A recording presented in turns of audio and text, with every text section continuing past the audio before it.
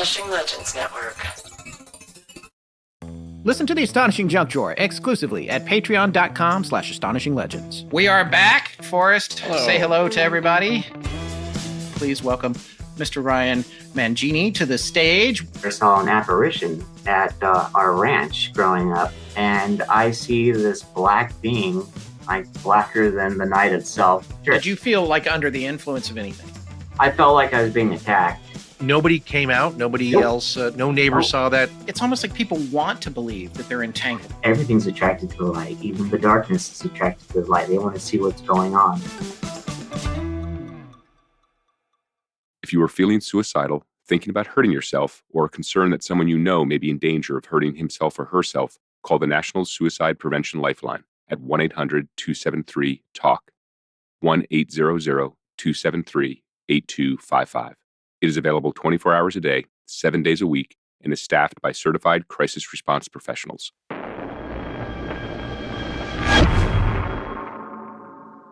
Astonishing Legends would like to thank Squarespace, Mint Mobile, our contributors at patreon.com, and you, our listeners, for making tonight's show possible.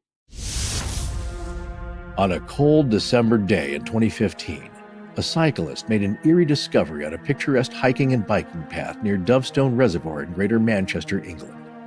It was the dead body of a man who appeared to be in his late 60s, and it was perfectly aligned with the steep slope but also parallel to the path. His arms crossed over his chest as if placed that way. It was cold and rainy, yet the body was dressed in ordinary clothes, a jacket, corduroy trousers, and slip-on shoes, ill-prepared for either the weather or a hike. When police arrived, they found no ID, no wallet, not even a set of keys. All the man had on him was 130 British pounds in cash, train tickets, and a small medical container labeled thyroxine, a thyroid medication. The tickets traced his journey from Ealing Broadway in West London to Manchester, but beyond that, nothing. He bought his tickets with cash and, upon arriving, made his way to a pub in Greenfield, where he asked for directions to the top of the mountain. By next morning, he was dead. Initial assumptions about a heart attack gave way to a more complex mystery, as the man had no identification on him, no wallet, keys, or phone, and the cause of death was not what anyone expected: strychnine poisoning. Strychnine is an antiquated way to kill someone these days. It's thought that wine laced with strychnine is what killed Alexander the Great, and readers of Agatha Christie will no doubt recognize it as a go-to, along with the author's old standbys of cyanide and arsenic. It's an exceptionally painful way to die. If someone gave it to the victim, were they sending a message? And if it was self-administered, who would choose such a painful way to die?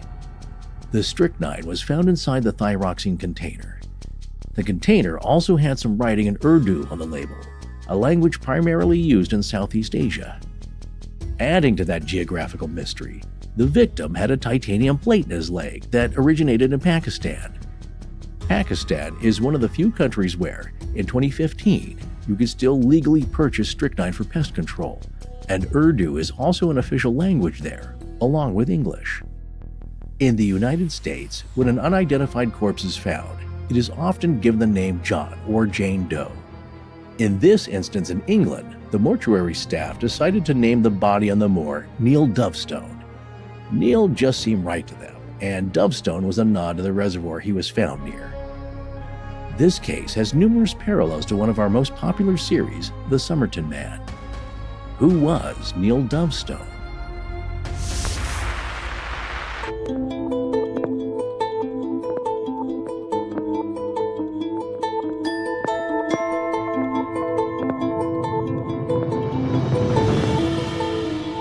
Welcome back to Astonishing Legends. I'm Scott Philbrook, and this is Forrest Burgess. To that providence, my sons, I hereby commend you, and I counsel you by way of caution to forbear from crossing the moor in those dark hours when the powers of evil are exalted. Sir Arthur Conan Doyle. Join us tonight for part one of our two-part series about the mystery of the body on the moor.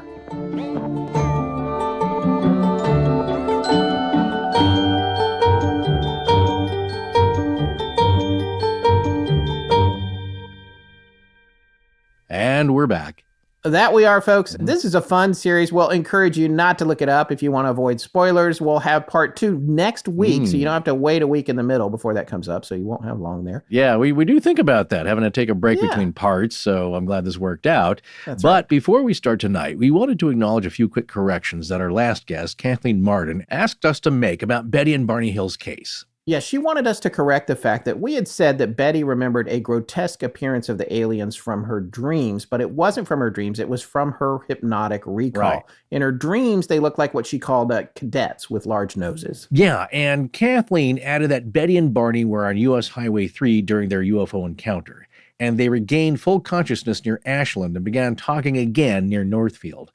The craft swooped down at approximately midnight about a mile south of Indian Head on Route 3. And this is where the craft hovered beside the road, and then it moved across the road to the close encounter field. And this is when Barney observed the entities who were, quote, somehow not human, end quote. Yes, we wanted to make those corrections. Kathleen, thanks for sending those in. One other quick but very important note. Apple is making Patreon add a 30% charge for new members who join through their app after November of this year, 2024. If Patreon doesn't comply, they'll be kicked out of the App Store. So, if you sign up through the Patreon app, you'll pay more than if you sign up on the web or on an Android device. So, just to be clear, we're not raising our Patreon prices. Those extra charges go straight to Apple, not to us or Patreon. Exactly. This fee is just for having the app in the Apple Store, and we're not thrilled about it. So if you're thinking of joining, you haven't joined yet, we recommend doing it on the web or with an Android device. If you're already a patron, this doesn't affect you at all. It's only for new members who want access to ad-free episodes and our extra content.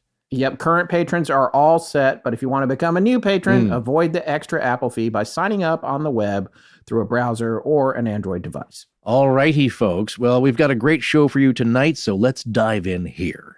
Well, this is one of those cases that I remember when it happened. The show was already on the air. That's right. People were sending us emails and we had, well, who is this guy asking us to cover it? And they were sending those for a couple of years. Yeah. And we were just doing the Somerton Mans, and it seemed so similar. And we're like, we're moving. We got to go do a UFO or a cryptid somewhere or a haunted house or something like that. And we never came back to it. You know, there's not that many mysterious missing persons who turn up later or mysterious unknown body cases, but there's a good handful of them. I could think of the Isdal woman. That's another one that was wildly popularly suggested to us, and we thought about covering it. Yeah, we want to give some space. I think 6 or 7 years is a good enough space of time between missing person cases. Like yes. The other one was the Great Mull Air Mystery. Was another one that, and this is what I like about these kinds of stories that people say, well, just wrap this all up. It's like, well, not quite. What about this? Right. Same thing with Zygmunt Adamski. It's like, well, that can fell on his head. Well, what about this? And it's like, well, okay, that's hard to explain. We're not going to talk about that. So this case is just enough strange to it to keep it spicy. It reminds me of the Lady of the Dunes, who was the murder victim from 1974. And they just in 2022, they figured out who she was, which was interesting. But it took a long time to get there. Yeah. But this case is very intriguing, and there's a lot of questions about it that I still have to this day. So we explained a little bit about it in the cold open that Forrest shared with you guys at the top of the show. Let's get more granular on the detail of where this took place. The Dovestone Reservoir is the main location that people talk about when they talk about this case. Now, that reservoir is part of 4 reservoirs that are pretty close together there, and they're in an area called the Peak District National Park. Now, this is a gorgeous area based on our research. Haven't been there in person, but it looks amazing.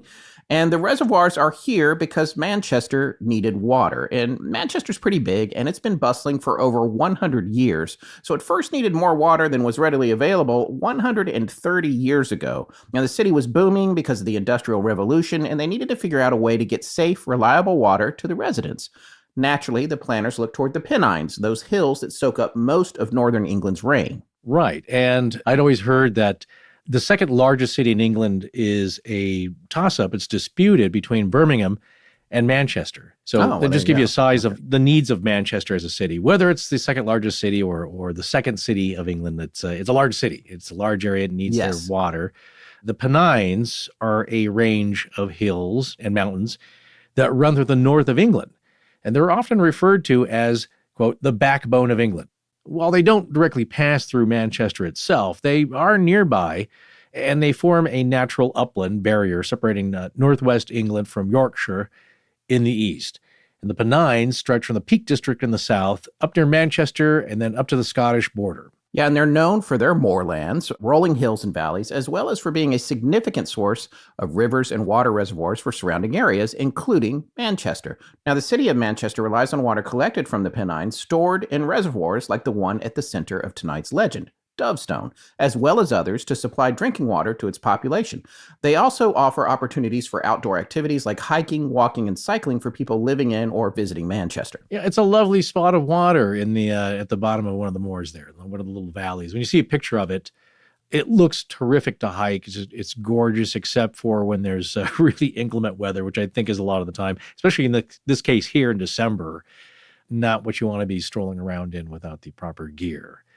But as far as water's concerned, to meet that demand, they built their first reservoir at Yeoman Hay.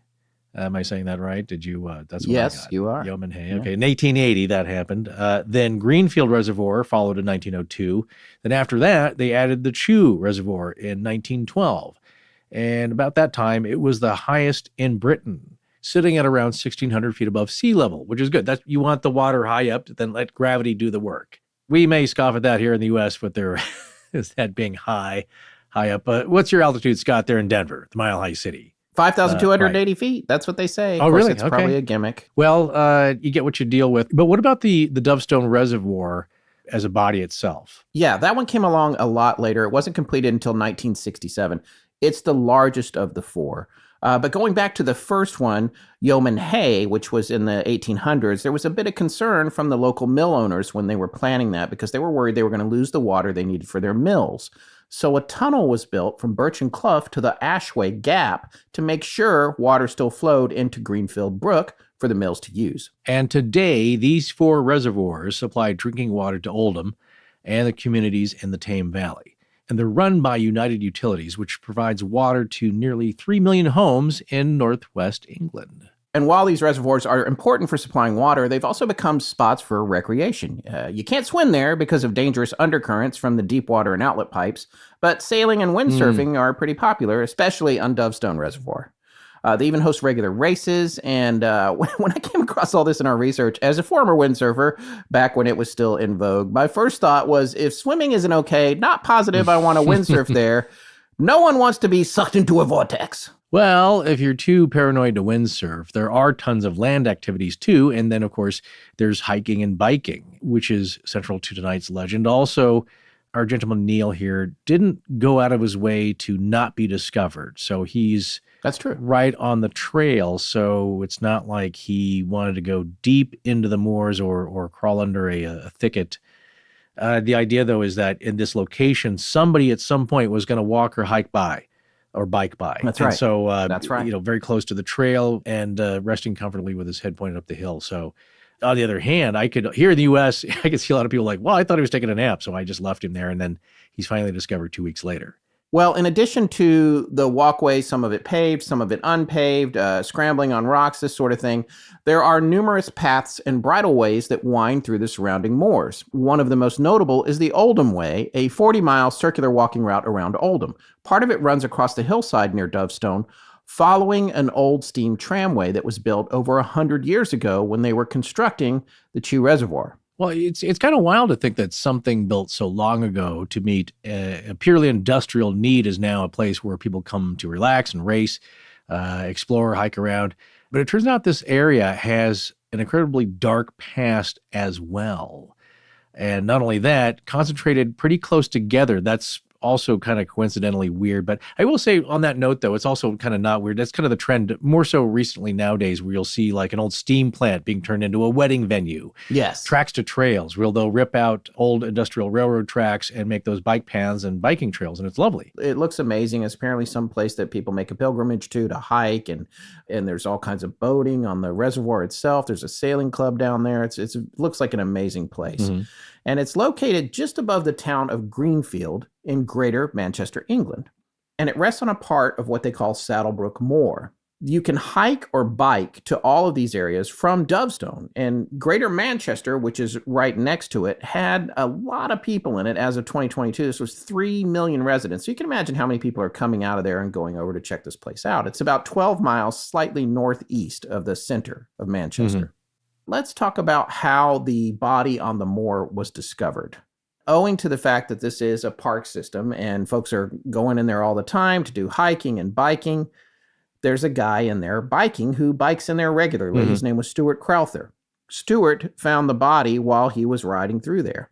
It was on the Chew Track Trail, which is Chew, that's Chew. It's named for a stream that starts at a higher elevation there and comes down and actually creates that valley. Right. There's some unknown etymology about the name Chew. Yeah, they're not really sure where it came from. They trace it back to 2 or 3 different things, different languages and origins. But like a lot of stuff across the pond from us, which is where everything's a lot older, they're not really sure why it's called It Chew. may or may not be as colorful as scape or swamp, the etymology. Yeah, on that's that. right. This one, I love old English names for towns here because there's usually some great lore to it. But this one's kind of unknown. It's just kind of a fun, it is chew like you chew food.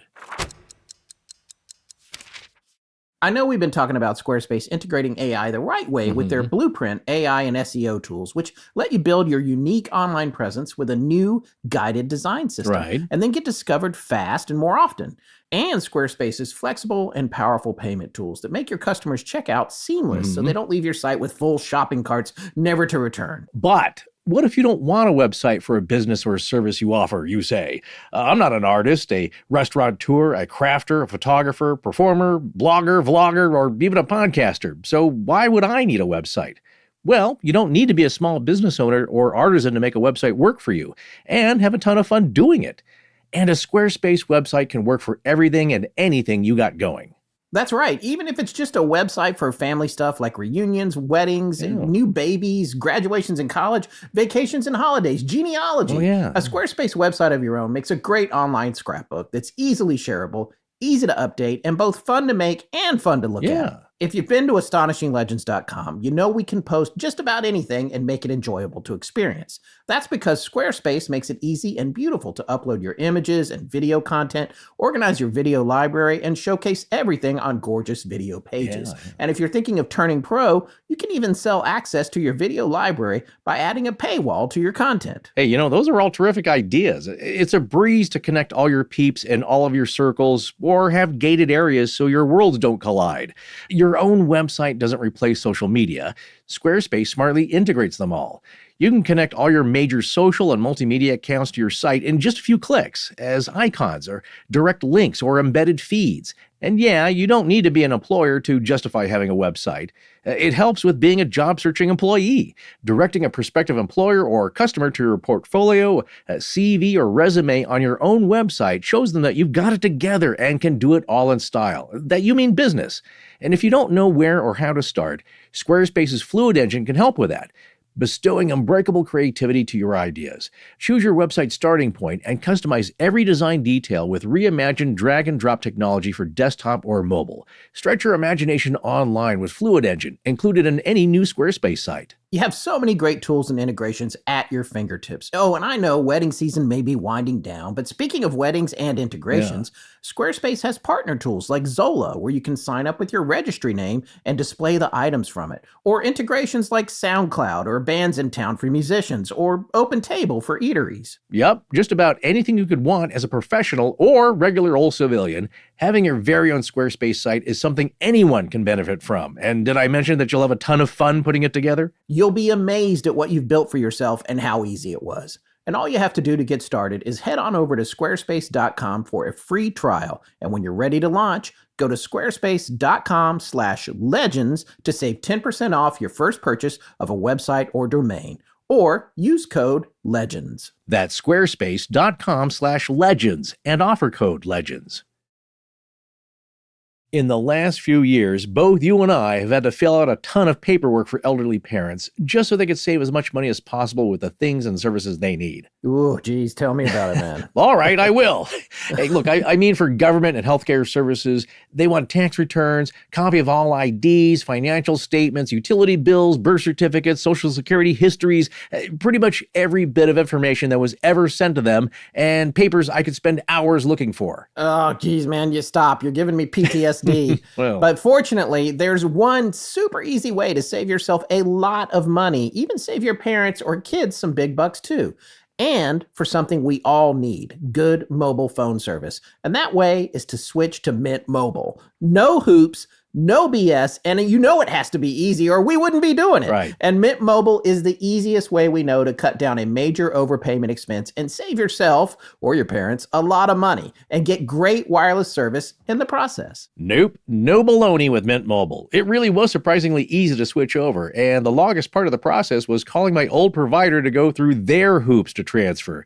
So believe us when Mint says it's easy to get wireless for $15 a month with the purchase of a 3-month plan. It's the truth. Yep. So unless you're one of those super stubborn folks who just wants to keep overpaying for no reason at all other than spite or laziness, here's all you need to do. You get started by going to mintmobile.com/AL. There you'll see that right now, all 3-month plans are only $15 a month, including the unlimited plan. And all those plans come with high-speed data and unlimited talk and text delivered on the nation's largest 5G network. You can use your own phone with any Mint Mobile plan and bring your phone number along with all of your existing contacts. Find out how easy it is to switch to Mint Mobile and get 3 months of premium wireless service for $15 a month. To get this new customer offer and your new 3-month premium wireless plan for just $15 a month, go to mintmobile.com/AL. That's mintmobile.com/AL. Cut your wireless bill to $15 a month at mintmobile.com/AL. $45 upfront payment required, equivalent to $15 per month. New customers on first 3-month plan only.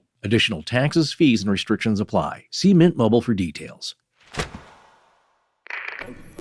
Hi, my name is Rhiannon Bear, and when I'm not expelling the forces of darkness, I'm listening to Astonishing Legends. Let's get back to the show. Coming back to the 3 reservoirs that are very close together, they're actually connected right there. There is Dovestone, which is the one that's often mentioned with regard to this case. And then there's Yeoman Hay, which is next to it. And then above that is the Greenfield Reservoir, which is also the name of the town down at the bottom of Dovestone. To the southeast, a little bit further over, is the Chew Reservoir, named for the Chew Valley. Now, there's a trail that goes around all 4 of these reservoirs. And I want to thank our friend Gled, who's been on the show before and lives over there, for doing a little research on this and sending me the All Trails map. I actually have an All Trails membership, so that was great. Just pulled it right up. It's really cool because you can see the topography and what they recommend and what people say about hiking the trail. It's a tough trail, actually. It's not very easy if you were to do the whole thing.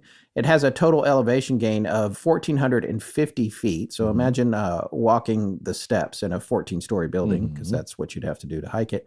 But some of those steps would be paved and some would be rocky, and you would have to do what All Trails calls scrambling across rocks, which is something Patty is super good at. I'm not so great anymore, but I did do that in my youth. So let's talk about the body itself. This gentleman was a little over 6 feet tall. He was white or Caucasian. He had blue eyes and a very large nose that appeared that at some point it might have been broken. And while he was laying there on the side of the path, he looked like he was just resting, which is something that's very interesting. When rescuers came up, they thought, well, maybe this guy was coming down or climbing up and he had a heart attack and he just went over and laid down. Right. Other investigators thought, well, maybe this was a suicide. That's the first thing they thought, but it wasn't clear how he might have died. One of the investigators said, well, it looks to me like when he sat down, he just laid back and started to maybe look up at the sky, and then he just passed away. But when they checked the body, they could find no identification of any kind. There was nothing on him that would say who he was. There was just 130 British pounds, all in $10 notes, in his wallet, and there were some train tickets and a small container of medicine. So there were folks that had seen this gentleman the day before, and the last spot that he had a conversation with somebody was at the Clarence Pub, and that was in the town of Greenfield, which is down below the moor and below the reservoir and these trails. And he had gone in there at 2 p.m. on December 11th, 2015. And a lot of hikers stop in at this pub. It's kind of that last spot that people will come, I'm going to go in there. They're going to tell me how to get over to the trailhead or if I want to hike up there. So they're used to meeting people who come in and say, hey, how do I get up there? So at 2 p.m., he goes in there and he asks the landlord for the pub, how do I get to the top of the mountain? That's what he was interested in. Mm-hmm. Well, at this time of year in December, northwestern England, sunset was at 3:49. Ooh, That's just under 2 hours from when he's walking in asking about getting to the top of the mountain. That's going to have full, pitch black darkness, depending on what the moon's doing, by 6 p.m. So he didn't have a lot of time, and the landlord was like, you're not going to make it today. You're not going to be able to make it up and get back down before it's dark. And he said, thank you very much. Can you just tell me again, how do I get to the top of the mountain? Mm-hmm. So the landlord, whose name was Melvin Robinson, says, this is what he told the BBC anyway, I also noticed that he was not dressed for a hike. He didn't have the right kind of weather on. He said it wasn't raining, but it was very cold and it looked like it was going to rain. Mm-hmm. And it was dark out, already getting dark because it was cloudy. And he was like, this guy wasn't set for that. He said that most of the time when people came in there, they would have backpacks, they'd have water with them and hiking shoes and all that kind of stuff. This guy, none of that. Because as we said, parts of this trail are very technical, and especially if you're trying to get all the way up to the higher elevations there. Well, according to the BBC, it was investigated by Detective Thomas Coleman at the time. And here are some things to note about bodies being found. Not all bodies have ID on them, but usually you can match that person with a missing persons report. But at that time, there were no reports matching the description of this man. And as I said in the cold open, he did have 130 British pounds on him. And this was all in 10-pound notes. So it wasn't like he just had a few bucks or spent it all down. And it wasn't like he had cashed out his entire bank account. It was just enough traveling around money. So that's an interesting clue. The other thing he had on him were train tickets, just like the Somerton man. And that showed that he took the train from West London to Central London a little after 9 a.m. But by 10 a.m., he was at Euston Station, which is the main train station for getting from London to the West Midlands, Northwest England, North Wales, and Scotland. And along the way, stop off in Manchester. And his tickets were round trip. Okay, so another clue. Why spend the extra money? Why the round trip ticket? What does that tell us? Well, maybe it tells us, he was planning to come back. Perhaps. But I want people to keep in mind as we go along here that all the things that seem to make sense, what have we learned, people? That any of these stories, the rationale of things often don't add up and that would have happened because he did this.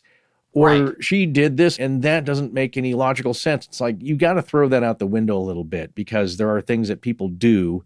The fact that it is a round trip ticket. Well, Scott and I talked about this. People who buy a plane ticket now, and instead of taking the round trip, it's cheaper to just buy the round trip and get off and not take the second leg coming city, back. Or whatever you do. What do you call that? Yeah. Oh, no, the hidden city is when your plane stops somewhere and you get off. You get which they don't appreciate that. You have but they don't like it when you fake the round trip as well. Yeah. Right. It's an empty seat on the plane. But people will do that because it was just cheaper than buying a one-way ticket or whatever. So, things that don't make sense often will to that person at that time. So keep that in mind. But important point here, the round trip ticket was only £1 more. That's a good point. Yes. Again, I hate to speculate at this point, the motivations for somebody, especially someone suspected of, foul play, ends up in a mysterious circumstance, could be murdered, could be suicide, who knows yet? Right. You're just kind of guessing even with clues. And we're still doing that with the Somerton man, even though there are strong indications of who he might be now.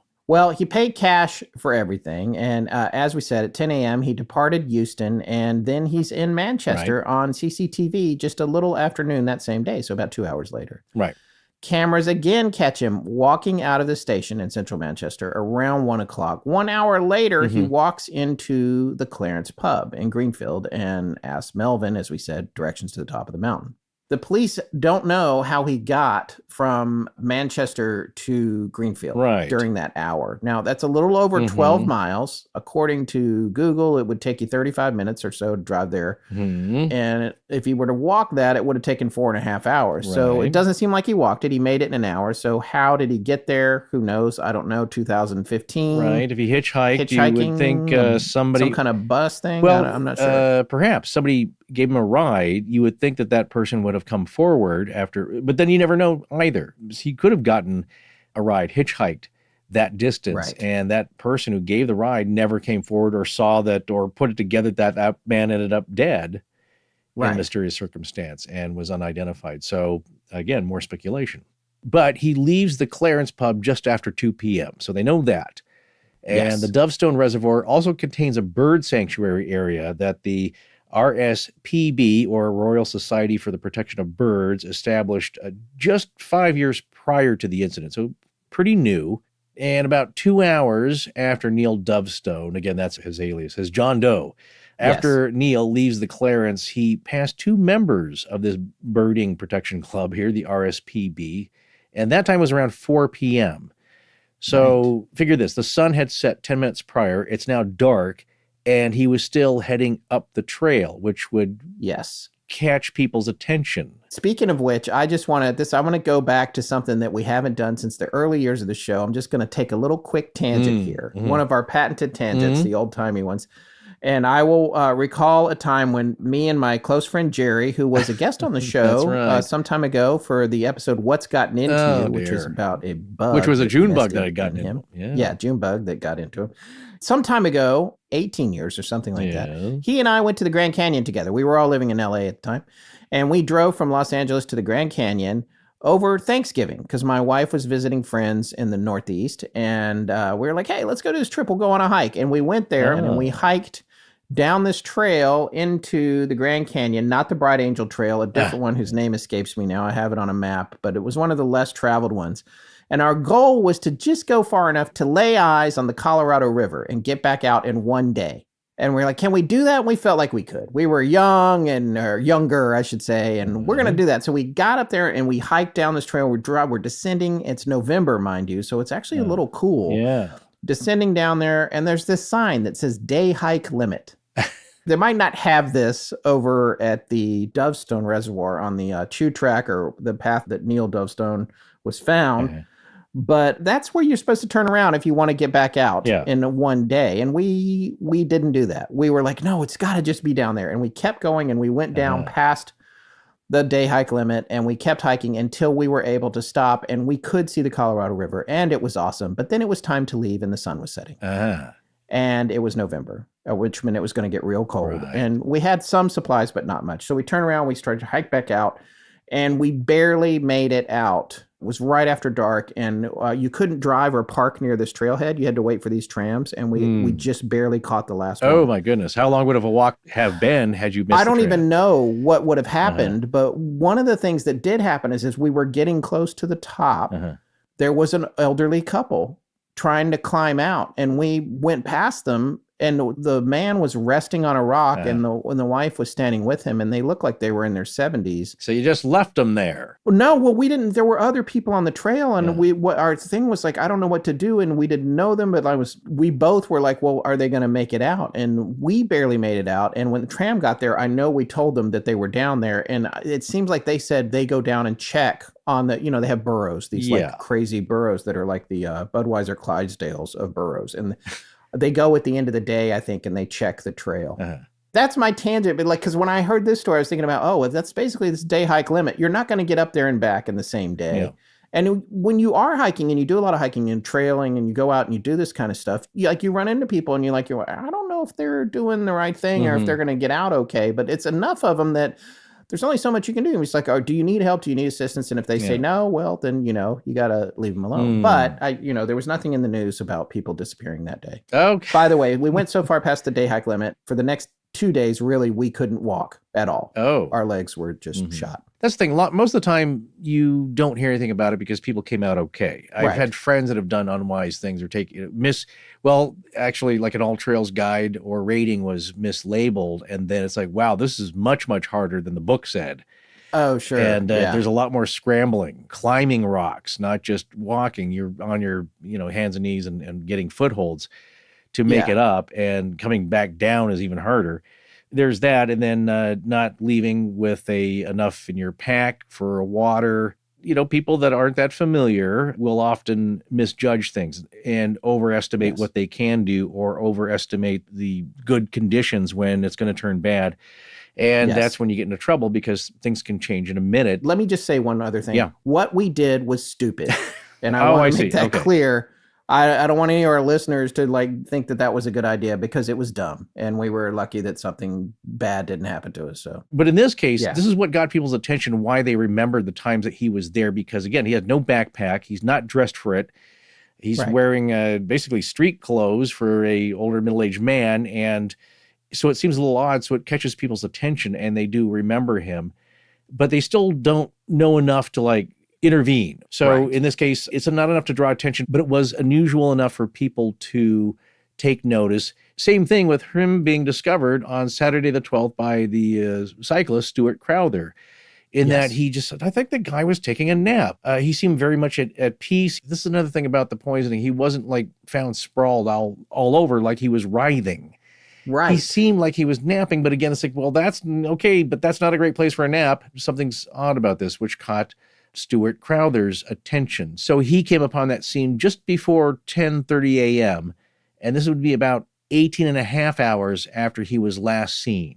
So during the police investigation, the investigating officer went and met with police in London and security personnel at the train stations. They were trying to figure out what path Neil Dovestone, in quotes, took. Through CCTV footage, they were able to trace him across multiple cameras, and that's how they figured out that he had come to Euston Station from a tube station at Ealing, further west of London. Now, notably, Ealing connects the tube to Heathrow. So then they're wondering, what if he flew into England from somewhere else? Okay, that's possible. There are some international connections, as we hinted at. They also noted that in reviewing the footage, he walked past one of the entrances he needed to get into one of the train stations, which would indicate to them that he wasn't familiar with the area. Right. And this made me think, God, imagine the Somerton Man case if there had been CCTVs everywhere, like there are now in England, right. especially. Right. Yeah. If you could have just gone back. And these days, it seems like it would be a lot harder to have a case like that you couldn't quite figure out. In fact, these days, it's usually like you have the footage, Right. but you still can't explain it. Like the guy that went into the young man that went into the club somewhere and never came out. And they've Oh, yes. I want to cover that story, but I don't even know. It might not be longer than 10 minutes. To your point, though, with the CCTV footage, you could have a lot of footage and still have a mystery. But I get your point, though. Could we be a little closer? Well, what's amazing is just in, let's say, 15, 20 years, the progress of police forensic investigation and how far that's come. Don't you always hear on these Yes. true crime things like, well, that was 1996 and the DNA analysis wasn't as good as it is now. And this case was 2015, and they had all the camera Right. footage, and they still couldn't figure it out for a very long time. So, But here's another thing you often hear with many of these cases, and I think this is just how real life is and businesses and how people operate. A lot of those security cameras weren't working at the time. yeah, it's one of those things where it's like, oh, we put up a camera, and it's Yeah. like, it broke. I don't care. I don't feel like messing with it. Well, You know, nobody it's thinks like- that stuff until something happens, and then it's Yeah. then you wish it was working. Yeah. What about his clothes? What do we know about that? Well, he was wearing some pretty nice clothes. They actually Yeah. had come from a luxury chain store in the UK known as Marks and Spencer, which most people, anybody that's traveled over there will have heard of. Even I had heard of it. Ooh. And I think lately it's actually been in a little bit of trouble. I think COVID did a number on it as well. But, yeah. but they're still around. And for that time, that was nice clothes for him to have. And he was also wearing a luxury shoe brand from Sweden. So he was not poorly dressed. Right. Here are the facts. You're listening to this show.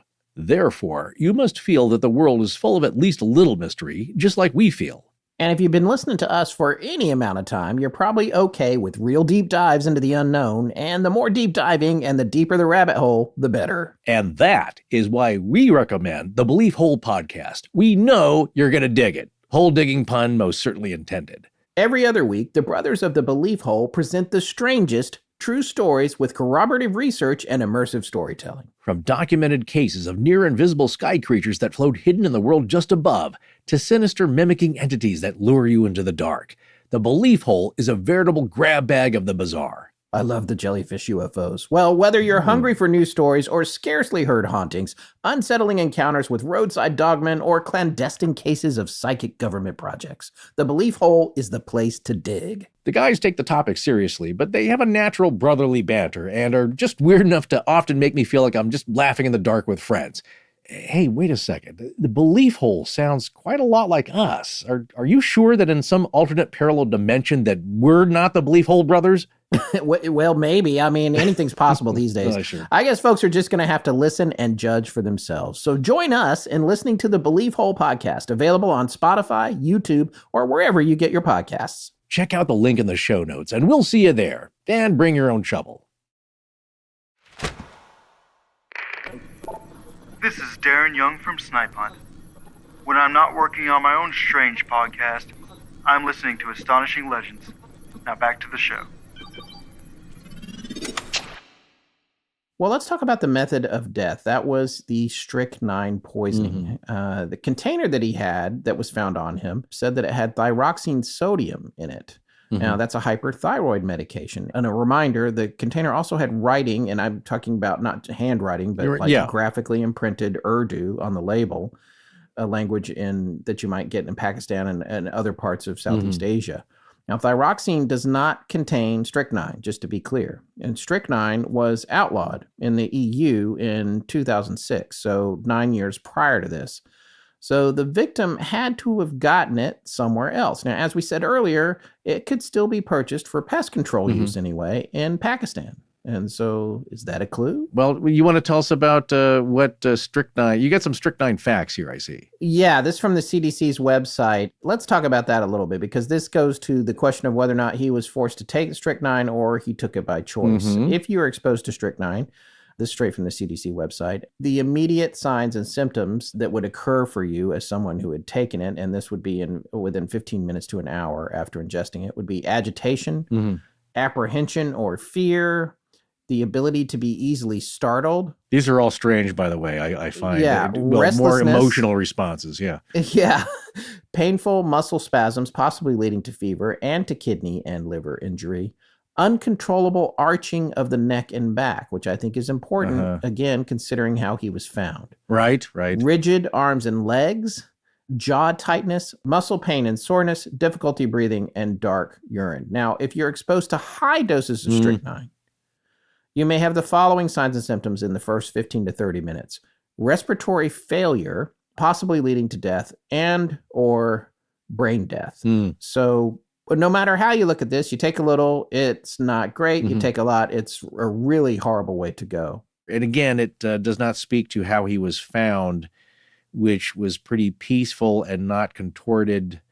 It's just odd. But what we do know is that was found in his body. So at some point, he was either forced to take it or had taken it himself. But if he had taken it himself, then he had to have taken it there. He was not transported from the primary location. Right. He was seen apparently fine. Let's talk about that, because that's interesting. Depending on how long it would take for it to work, he must not have taken it or been forced to take it when he was at the Greenfield. Right. Like he would have taken it maybe after his hike. That's a good point. It wasn't slipped to him at the pub. Right. No, because he was seen 2 hours later. Right, exactly. By witnesses. Yeah. So, well, here are two other things to consider then in our true crime camp here.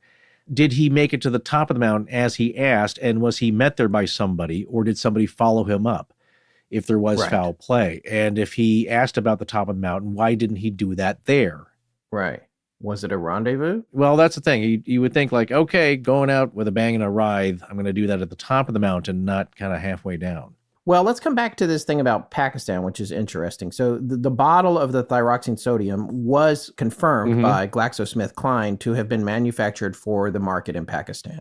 Another thing that Neil Dovestone had was a titanium plate in his leg that was bolting his femur together after what had clearly been a serious leg injury that they thought was maybe within the prior 2 years. Right. And the plate was specifically from a company that was in Pakistan. Right.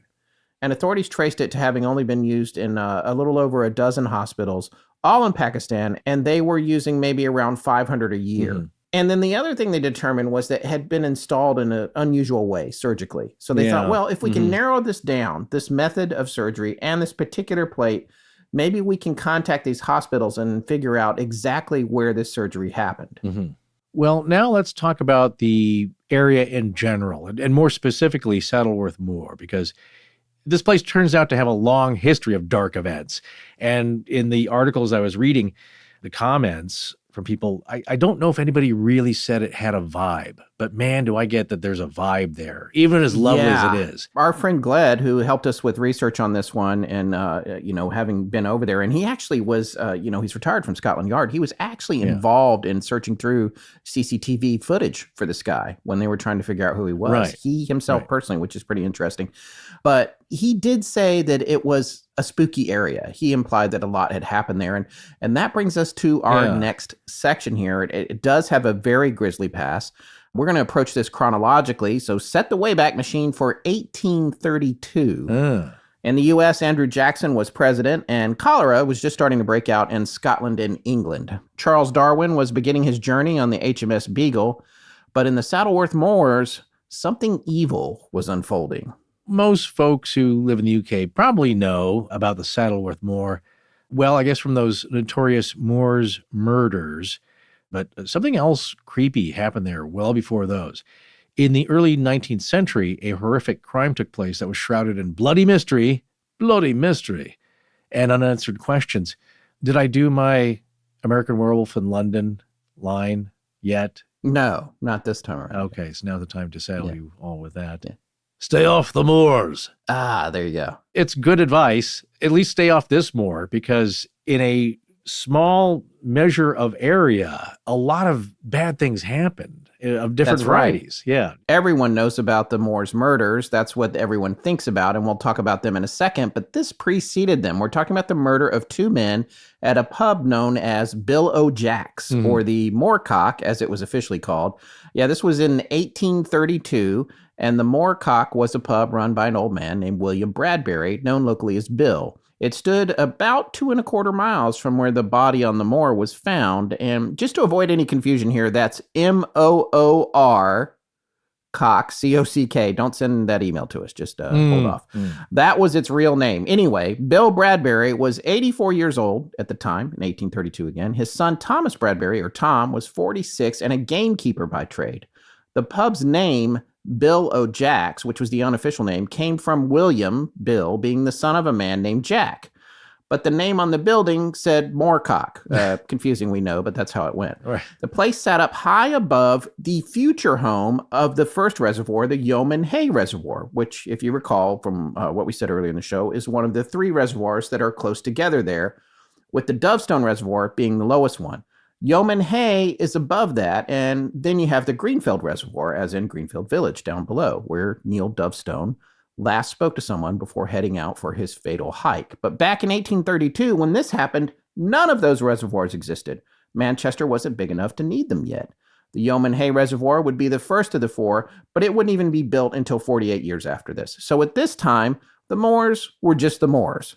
Also, back in 1832, this area was pretty isolated. This essentially took place at a pub out in the middle of nowhere. Again, American Werewolf in London. I just imagine it's one of those places you come in during a rainstorm, and then everyone turns and looks at you and gives you the stink eye. Yes. Yeah, exactly. They're probably very friendly there, I'm sure. But it's the perfect setting for something ominous to happen. And so one of them being on the evening of April 2nd, Tom Bradberry, the 46-year-old son of the 86-year-old proprietor Bill, and grandson of this now, well, we would imagine now deceased Jack Bradberry, didn't take the old gentleman's advice from the pub. He was out on the moors. Well, he was a gamekeeper, so that makes sense. And that's someone who oversees areas of land to make sure that there are game animals for people to hunt, and or if there's lakes and ponds, to fish. Well, Tom now didn't have the best reputation, and in fact, he was known to be kind of an aggressive jerk, and nobody seemed to like him. So circling back to the day in question, this would be April 2nd, 1832, Tom was done with his keeping duties for that day, and then he came back to the pub to unwind with his friend Reuben Platt. Reuben was a regular at the pub, so nothing unusual so far. The two of them decided to take a walk down to Greenfield, because Tom had to pick up some groceries, and Reuben was just heading home. And it's a couple miles away, and maybe might have taken, 30 minutes each way. Yeah, and so as they're walking down the road, they bump into Bill, Tom's dad. Tom gives him the pub's door key, and they keep going. A little while later, they run into three men resting on the side of the road. One of these guys asks how far it is to Holmfirth. Now, Holmfirth is about 12 miles away, and this was the road from Greenfield to Holmfirth. The pub was along the way there. But that would be a 4 or 5 hour walk. Now, this is where things start to feel off to Tom. The guy's got an Irish accent, which probably isn't that strange, but Tom can't shake a bad feeling. Mm-hmm. He tells Reuben, his buddy who's walking with him, that he's uneasy about those 3 guys. He's also worried about leaving his dad alone at the pub. So he had an instinct right off the bat, apparently. Well, always trust that gut instinct, I say. So then after getting those groceries in Greenfield, Tom heads back towards the pub, and that's when things go silent. No one really knows what happened next, or at least not until the next morning. That's right. The next day, Bill's granddaughter, Amelia, goes over to the pub to grab some yeast, and when she walks in, she is met with a gruesome sight. She sees someone, turns out it was Tom, lying on the floor, drenched in blood. She panics and runs upstairs only to find her grandfather in an equally horrifying state. He's lying on his bed, covered in blood, barely clinging to life. She freaks out, obviously, and bolts to the nearest house about a half-mile away. She tells the man there, named James Whitehead, and he rushes to the pub to see for himself. Then he sends for a surgeon, Mr. Higginbottom, who had to come all the way from Upper Mill, a couple of miles away. So when the surgeon arrives, he's greeted by a scene straight out of a horror story. No first responding here. It's like second or third or fourth responders. You're just not going to get aid very fast. It's not like calling 999. See, we learned that. 911 over here. Well, by the time anyone gets over there of any authority to help, Tom was still lying on the floor and he's surrounded by blood. His head was a mess of clotted gore. Sorry to get graphic, but that's the reality of it. And it's kind of reminding me of a little bit of Velisca here. Yes. And he was barely hanging on, but he's trying to lift himself up. So he's not quite dead yet. And he's only basically just falls back down into the blood. And when the surgeon checked him, Tom was in his final moments. And within a short time, he died from the 16 wounds he had to his head. So it was a very vicious and brutal attack. His skull had been fractured in 2 places. He was bruised all over. So, yeah, very violent, very savage thrashing. Yeah, and as for Bill, he was in his bedroom upstairs, having somehow dragged himself up there after being attacked. His injuries were just as gruesome. Deep cuts to his head, cut down to the bone, I believe, on his arms, mangled fingers, broken bones. It was clear he had been in a serious struggle.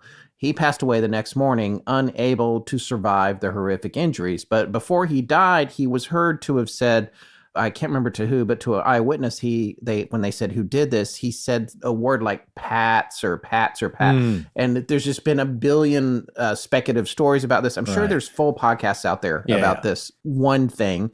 We're just touching on it tonight as part of the bigger picture, but I would go find those because it's a pretty crazy story. Because some people are like, oh, well, maybe he was trying to name Tom's friend, Reuben Platt. But folks, and Reuben was under suspicion apparently for a while. But then they're like, no, it's a nickname for Irish people. Or they're like, no one knows what it meant and what he said. And then he died. So there you go. Despite all the carnage, nobody was ever arrested for the murders. And to this day, it's still a mystery, which always makes me wonder the people who did it, and they know they did it, they, I guess, take that to their grave, and how do they feel about that? I mean, just like you're on your deathbed and you're just going to, I know I'm not expecting a deathbed confession. I'm just saying it's just what a secret to live with. Or you're a murderous homicidal maniac and you don't care. Yeah. Well, theories have floated around, and some of them are pretty wild, but nothing concrete has ever been brought to the surface. So this case went cold, and that was pretty much the end of it. And it's kind of mind-boggling. There's no leads, there's no suspects that really stuck to it, and the crime has just kind of faded into the dark history of the Saddleworth Moors.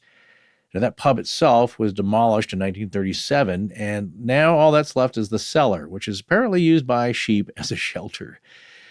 And I wonder if the sheep get any EVPs. I'll bet that place is rife with ghostiness. Yeah. Strange ending, really, for a place with a violent episode and a violent past. Yeah, and the site is marked on maps as Bill O'Jack's Plantation, which is why they tore it down to make room for a plantation. That's why they got rid of the pub, among other things. It's obviously had a grisly past, but the memory of the murders still lingers in the landscape, even though the full story might never be known. It's one of those cases where the mystery is probably going to stay unsolved forever. Everyone involved is long dead. Forrest, why don't you read what's on the gravestone? There's a big, long inscription on this gravestone where Bill and Tom Bradberry are both buried. Here lie the dreadfully bruised and lacerated bodies of William Bradberry and Thomas, his son, both of Greenfield, who were together savagely murdered in an unusually horrid manner on Monday night, April 2nd, 1832, William being 84 and Thomas being 46 years old. Throughout the land, wherever news is read, intelligence of their sad end has spread. Those now who talk of far-famed Greenfield hills will think of Bill O'Jacks and Tom O'Bills. Such interest did their tragic end excite, that ere they were removed from human sight, thousands on thousands came to see the bloody scene of catastrophe. One house, one business, and one bed, and one most shocking death they had. One funeral came, one inquest passed, and now one grave they had a last. Very poetic. Right. I just want to point something out that I learned when we were researching this. Bill O'Jacks and Tom O'Bills, the point of that, the reason that, it was the Moorcock pub, Right. but Bill O'Jacks, it's an old-fashioned way of saying Bill, the son of Jack. Yeah. So Bill O'Jacks, why they called it that. Oh, and then Tom O'Bills, they died together. So Tom was Bill's son. So Bill O'Jacks and Tom O'Bills is how they refer to it. So this story leaves you with a lot of questions, but not the kind you can answer. It's just one of those stories where the more you dig, the less clear things get. What really happened that night? Who were those three men there? I mean, did they have anything to do with it? We don't know that. That would be an assumption. Were they involved, or was it something else entirely? It's just another one of several tragedies at Saddleworth Moor. Well, exactly. It's one of those stories that just keeps people wondering. There's enough there to keep it alive in memory, at least local memory there. People, inscriptions and stories told in the pub and around the fire, but it's not all enough to bring any closure to that. So that's the first recorded murder mystery in this area, but it's not going to be the last. No, so here's another dark story from the Saddleworth Moors, but this time it's not murders. It's about a tragic DC-3 plane crash that happened back in August of 1949. So this is over 110 years later after the case we just discussed. And a strange coincidence of synchromysticism, the likes of which we've reported before on our show. This episode that you're hearing right now is originally posting just 2 days before the 75th anniversary of this plane crash here in 2024. And yes, we know this is a tangential story to the body on the moor, one that we didn't really know about. We had no knowledge of this before we selected the topic, but here we are mentioning this crash 2 days before its anniversary. But here's another thing. It's one of those stories also. I remember one of the first times that happened is, I think, researching Lake Baikal. I was like, well, this is a very cool geographical feature. Before we really were drilling down or found a niche, it was just kind of a neat geological feature that was cool in itself. And then you start opening up like, wait a minute, silver-suited humanoids, 8 feet tall with bubble helmets. I say yes. More, please. The Chinese government having some captured bodies that were in suspended animation. I don't think that's going on here, but the idea is that it starts leading to other weird turns. Like, really, that happened? And it's within, I believe, was it Andy Valentine, the park ranger in the area? Yes. From that BBC article was saying, he was the one I first started pointing out all of these things that happened right on that spot. And that's what I was mentioning earlier, trying to allude to, is that he didn't really come out and say it, but like, you could tell that he was saying this place has a vibe and that there's something, maybe there's something going on here. It's kind of a magnet of darkness of sorts.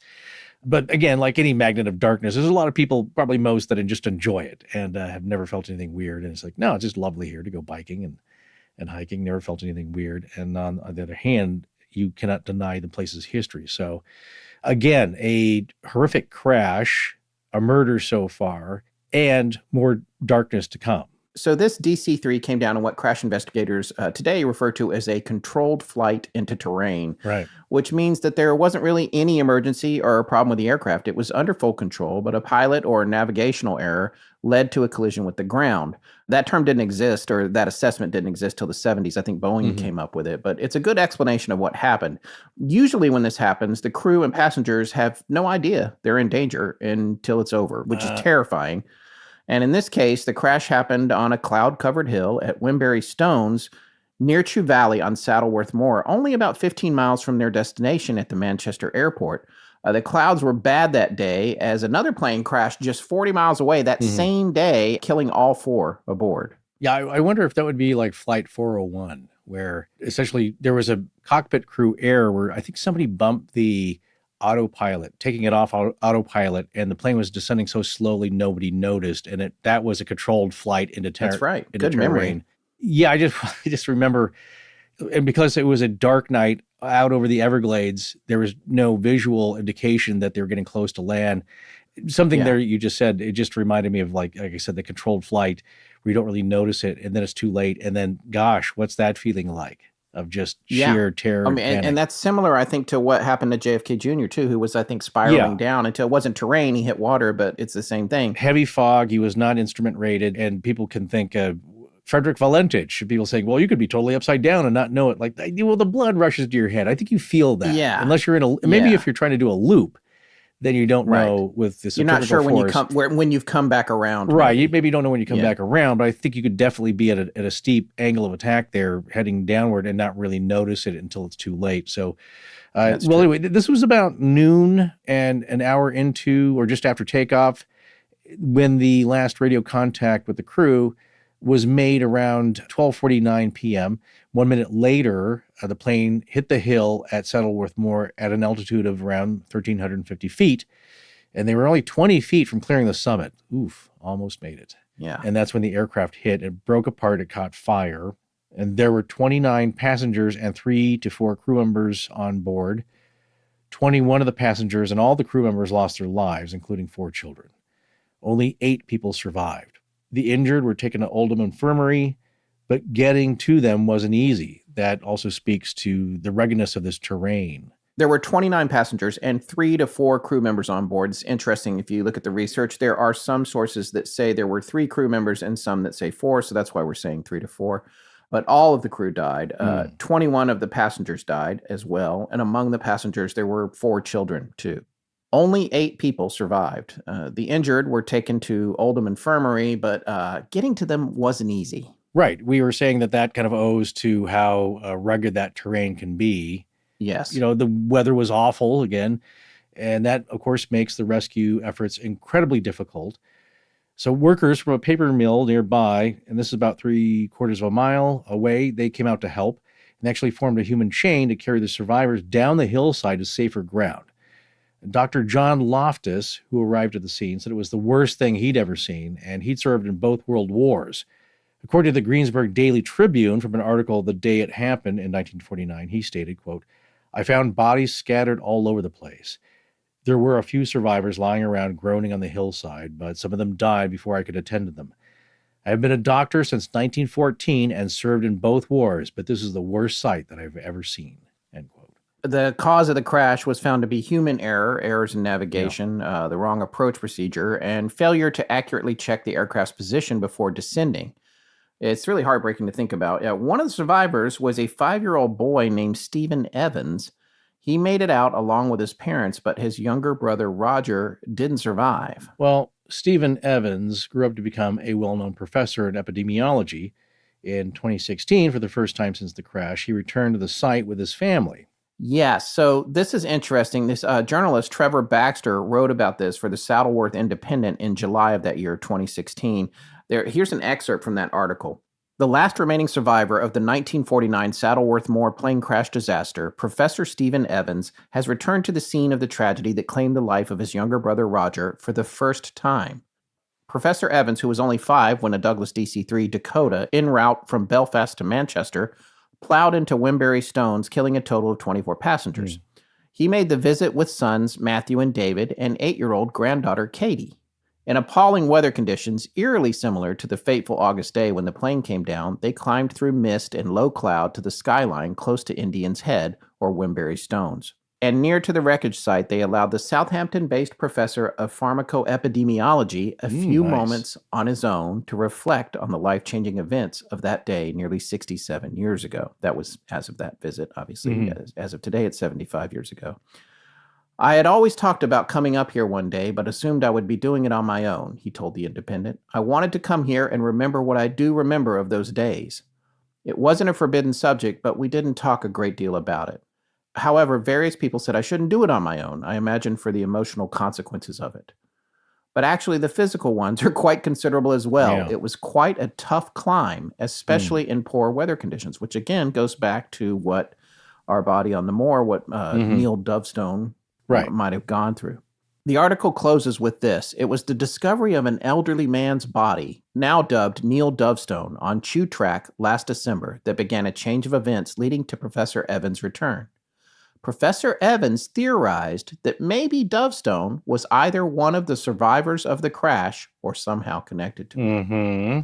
So we'll obviously address that theory in part 2, but it's stories like these that remind you how much history is tied to places like Saddleworth Moor. There's so much out there, and while this crash is part of the past, it left an impact on those who survived and on the land itself. This incident was the closest one to where Neil Dovestone was found, according to our research, or my map research, because I know people that have listened a long time know I get to be map nerdy about this. I've always got, when we're going through and trying to dig stuff up, I'm running Google Earth over on another page, and I'm looking at all these places, and I've actually put pins down. And I think based on where the record reflects that the plane crashed and where Dovestone's body was found, it's a little over a mile away. The other incidents that we're talking about tonight, they're all further than this one. So that's the thing that he was closest to in terms of the Saddleworth Moor history.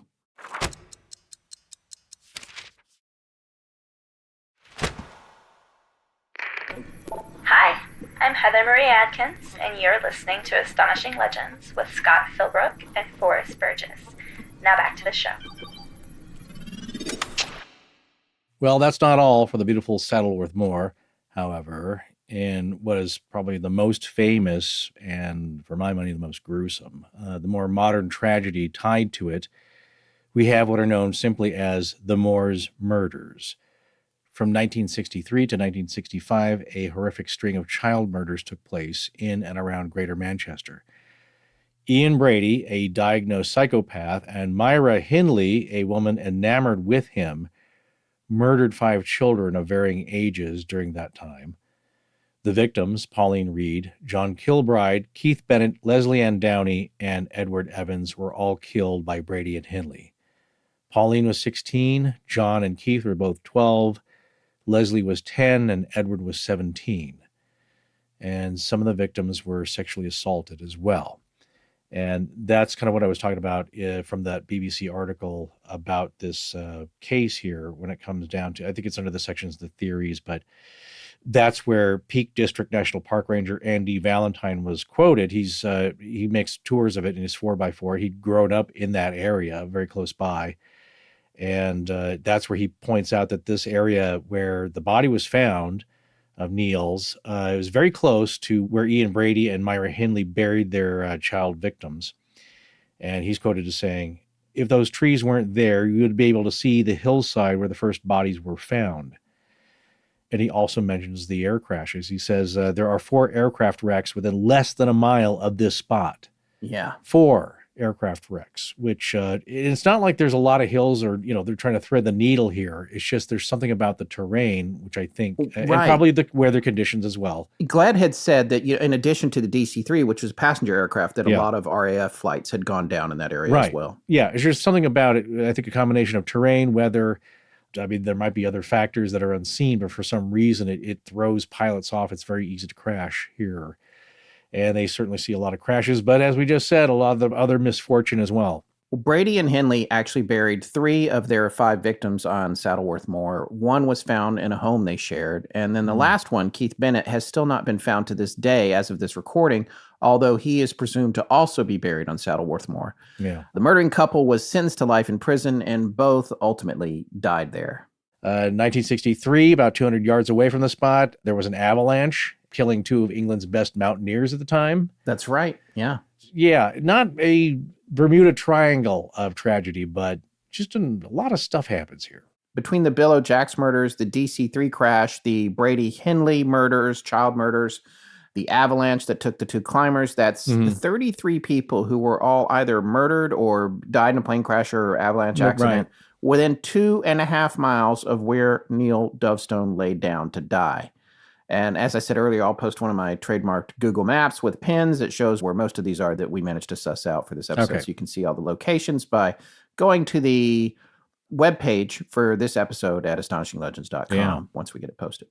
So why bring all these stories up? They're not necessarily directly related to this Neil Dovestone character or the body on the moor. And I feel like it's a little bit of a thing. We call him Neil Dovestone and people, that takes the mystery away. It's like, no, people didn't know who he was. That's the John Doe of it. Right. But in the past, with this kind of stuff, we've often talked about the idea that death is centered around certain places. And this place like you said earlier, well, I don't know if it's paranormal. Maybe it's not, but it sure is a lot of coincidence. There's a lot of things happening here. Of course, with a physical outcropping and lots of air traffic coming into Manchester, maybe that's normal for all those planes to be going down in the area. The mountains are dangerous. So yes, we have an avalanche. It doesn't really, I don't know how you explain the child murders other than it's a remote area. So maybe that's the safest place that they felt they could successfully hide their victims. But there's a lot of activity up here in this place that is really a juxtaposition of beauty and darkness. I mean, it seems like an amazing destination to go hike and boat and do all kinds of things and biking, as the gentleman was doing that found the body on the moor. But there's also a lot of water, and we have talked about this idea that water in these high traffic areas, they attract something, but it does seem like an unusual concentration of life and death activity, which I don't know. What do you think about that, Forrest? I think there's several areas and ways of looking at this. If you're looking at a paranormal angle, is this a place with some special properties regarding spirit and ghost hunting? Or the Fae, or anything kind of magical, or a thinly veiled place. Well, none of the articles that we came across look at it from that angle yet. We may get into that later, but in this case, what I'm saying is, like, depending what you're going to go look for. Right now, this is more of a true crime angle that we're on. Yeah. So in that regard, these are just strange, odd facts and coincidences that have happened, and in that regard, that's a lower barrier, I say, to like, how many of these weird coincidences have to happen before people start looking at it, or looking at it in a different light, who were previously of a mindset that nothing unusual or unexplainable happens. It's just maybe beyond our reach or beyond our data set at this point. It's kind of like the Bermuda Triangle. A lot of people will claim, like, no, there's something that's at least geomagnetic strangely happening here. That can't be denied. Why are all these happening? And then, you just see a plethora of articles recently in the last few years, like, no, there's nothing strange about it. It's just coincidence. And it just happens to be in this area. And there's really, those ships are going to go down anyway, kind of a thing. Ships go down all the time. They're just going to happen. Right. It just happens here. People focus on it. Next thing you know, we as humans like to make connections and correlations. And that's what we do. And we find what we're looking for. We specifically go to look for weirdness. You find it in the Bermuda Triangle. Right. It's the psychological pareidolia. Yeah, something like that. And where you're just statistically not important at all, not significant. And so you have to look at all the moors in the UK, Scotland, Ireland. There's England. A reason that Sir Arthur Conan Doyle was writing about them. They're intriguing right. places. They're magical, unusual places. That's what I'm saying. He was more of a bent towards that kind of metaphysical spookiness, I think. Of course, people bag on him for his belief in the fairy photos and right. Yes, yes, he's been vilified for that, especially lately. I feel like just in the past couple of years, that's become a big deal. Well, it's a reason to throw out all of his works. Just throw out that baby with that bathwater. But look, he's an artist, so of course he's going to look at it that way. And I do believe that a statistician could make some charts and graphs to show you, like, well, it's not all that unusual. But look, that's not any fun. You want to go there and feel a vibe. Or not feel it, depending if you want to just have a nice day of hiking. I think there is something possibly to this, but I don't see the other correlations of, like, what we were talking about before. Again, if you look at the connections between Atchison, Kansas, the birthplace of Amelia Earhart, and the Sally House, it's like, okay, what's the connection there? Well, really nothing, other than if you talk to people who work at Amelia's old birthplace home, they say, yeah, it's haunted.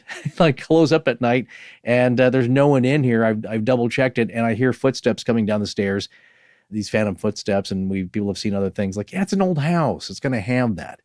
Is that connected to the Sally House in any way? Well, we didn't ever come up with any kind of connection there, but it's just an old town with old houses. Stuff's going to happen. There's going to be stories. I would bet that these places have a tremendous amount of EVPs to usher forth. The pub and this area, if you wanted to go do some paranormal investigation. And maybe somebody's done that. We didn't dig on that at all, but I think it would be pretty amazing and frightening to go spend the night in what's left of the foundation of the cellar for the Bill Jack's pub. Right. Or the Moorcock pub. Spend the night there, take some gear, and see if you get anything, because that's a sudden, horrific death. And it seems hard to imagine that you wouldn't get something there, but maybe not. I don't know. Yeah. Well, again, there's other questions that raises, is that, some stuff had happened there I'm sure, look, you have to go past 1832 into the ancient history of the place and the indigenous Britons and anything that was happening there, and even past that into spirits of the land. And then you have spirits of the ancient peoples.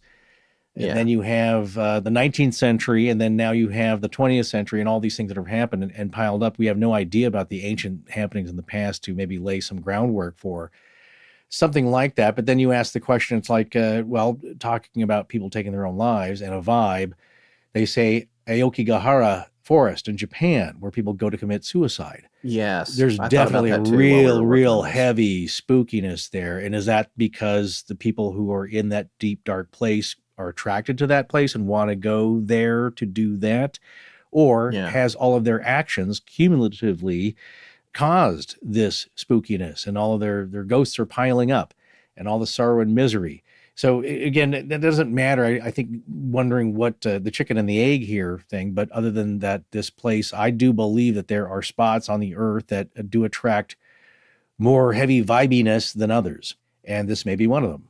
Well, and you wonder, like, that if there is some sort of cumulative effect, again, this is full fringe here, Sure. and we admit that, and we'll talk about the mundane as well, especially when we get to part 2. But like, if there is some sort of cumulative effect that comes with a lot of things happening at a locale, if somehow, as Russell Targ would say, or whoever it was that talks about how things stand out in the psychic space, it's a place that has a lot of deaths. Yeah, that was Pat Price. Who's a remote viewer.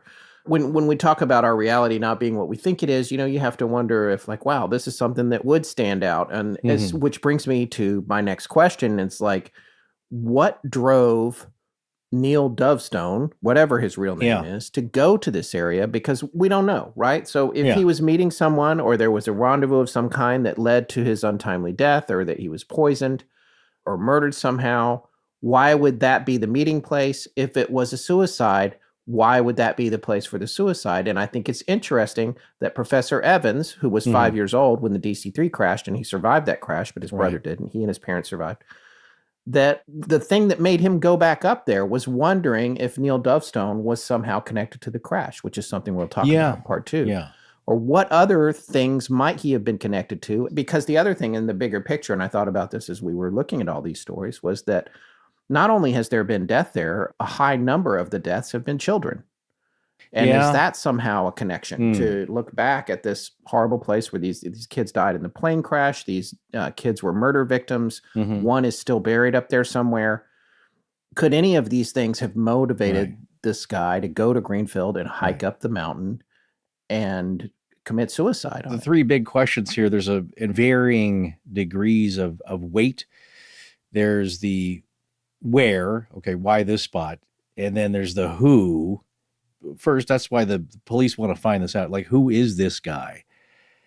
And then perhaps not as importantly, but the why. Like, why there? What were you thinking? What was going through your head? Like, why did you do this? Why? He made great effort to get there, too. I mean, we know, we'll find out more about it again in part 2, but we at least know from tonight's episode, he took a couple of trains, he rode way out into the country, he then hiked, then he got this mysterious ride somehow to the pub, and then from the pub, he hiked up the mountain. This was a pilgrimage for him. Yeah, there may have been a plane flight involved, but why come all this way? And what was apparent from looking at his actions on CCTV in the town there is, that he didn't know his way around London. He had to ask directions a few times from a bunch of different people, but he had knowledge of perhaps where he wanted to go, but not familiar knowledge on either how to get there or what would be there when he found it. But obviously he had a purpose in getting there. It seemed to me that it wasn't that aimless, although his actions during the trip were. Him just kind of, after the train stop, there's 59 minutes that are unaccounted for, really, that we don't know what he did. He was just kind of lolling about, which I've done too, on a layover. He's not panicked. He doesn't seem worried as they see him on camera. But obviously he is compelled in some way, that there's a purpose here to either go to this spot or go to see someone as a rendezvous there. Yeah. The randomness is not just like, let me throw a dart and see where I end up on the train system, on the metro. He seemed purposeful in that. Why did he buy a round trip ticket? Well, as we said before, The one-way was just a dollar less. So what? Right. He may have done some things that didn't make sense, and it's fruitless to try and find sense in them. As our friend Glad said, people do a lot of strange things when we're in that deep, dark place, if that's where he's going. We're in a certain state of mind. You do things that are irrational that people don't understand, then we're trying to place every bit of ration on everything he did. Well, that doesn't make sense. Well, maybe he didn't do it to make sense. He just did it. Yeah.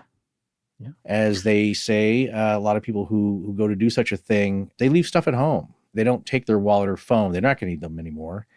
They may not go to any trouble to really erase their identity, but they do just enough that they're not easily identified.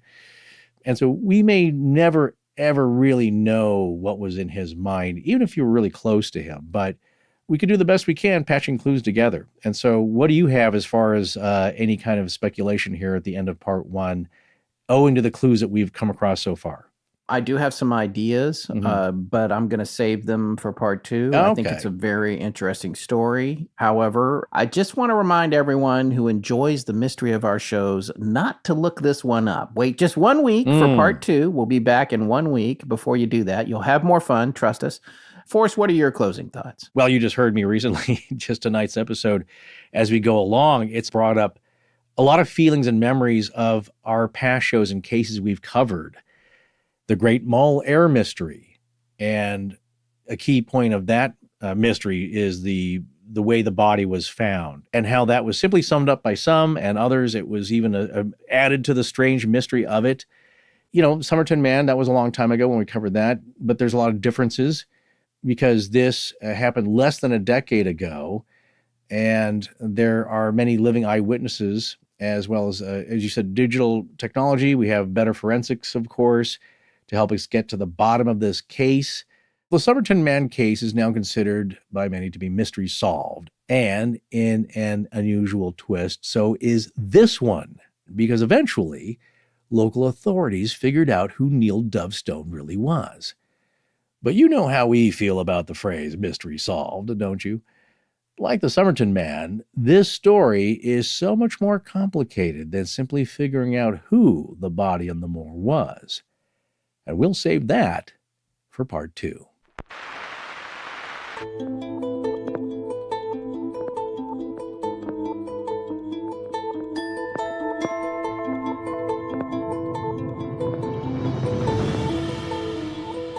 That's going to wrap up episode 289 of Astonishing Legends. We're still on our summer schedule, which means we'll be back next week with part 2. After that, we'll be switching back to our regular bi-weekly schedule until next summer. Find and subscribe to the other shows from the Astonishing Legends Network, The Midnight Library, Scared All the Time, and Richard Haddam's Paranormal Bookshelf. We have links to all of them in our show notes. Our show is edited by Sarah Voorhees-Wendell at VW Sound and co-produced by Tess Feifel, who is also head of research and the social media manager. Our technical producer is Ed Vocola, or as we call him, the mechanic. Special thanks to our announcer, John Bolin.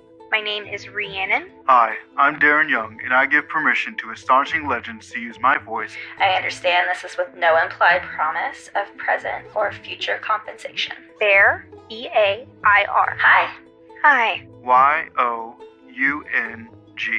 Our theme, which is available as a ringtone, was composed by Judson Crane at foundermusic.com. All other music and sound design for the show is composed and created by Alan Carestia. Our logo was created by Tommy Beaver Design, and our animated graphics for social media and YouTube are done by Joshua Sloan at deadstreetproductions.com. Many episodes have transcripts available. For ones that don't, you can request them by emailing transcripts@astonishinglegends.com. Astonishing Legends would not be possible without you, our listeners. Visit our store at astonishinglegends.com or interact with us and other listeners on Instagram, Twitter, Discord, Facebook, and YouTube. You can also visit us at patreon.com/astonishinglegends, where patrons have access to commercial-free versions of the show and additional bonus content, including the Patreon-exclusive show, The Astonishing Junk Drawer. If you're new to Patreon, you can save money by signing up on the web through a browser or using an Android device rather than Apple's App Store, where Apple is now charging a 30% markup on signups through iOS. No part of this show may be reproduced anywhere without permission. Copyright Astonishing Legends Productions. Good night.